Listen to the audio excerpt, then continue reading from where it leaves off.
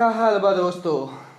आज पता ही आप लोगों के आज एक गाना आइल बा। कौन गाना मर रहे? लखनऊ आईपीएल खेले सुपर जॉइंट्स लखनऊ। अच्छा, ये गाना का नाम है जो खेसारी भैया लेके आए हैं। फिल्म ना ही गाना में आया मर रहे, टेंशन ना लेने के।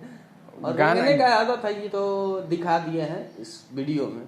तो क्या है कैसे वीडियो कि में, आप लोग चलिए आप लोग वीडियो में ही देख लीजिए आप लोग। बताते अल्लाह माफ करे, बहुत मनुष्य लग रहे हो, मत करो, रहने दो, बहुत बुरे लग। हैं आप लोग। हाँ देख लिए, जैसे पवन सिंह अपने मैनेजर को, अपने साथ रहने वाले को जैसे गाने में लेके आ रहे थे, वैसे अब की बार अरे खेसारी कुछ लाल नहीं, इनका यादव रेंगने अखिलेश काम है, कश्यप वो को तो लेके बात की बात है। चलिए कोई बात नहीं, रेंगो आप, उससे कोई दिक्कत नहीं। गाना है, फिल्म नहीं है।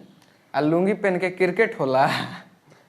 बढ़िया गाना तो अच्छा लग रहा है। आप लोग को कैसा लग रहा है आप जरूर कमेंट में बताइएगा।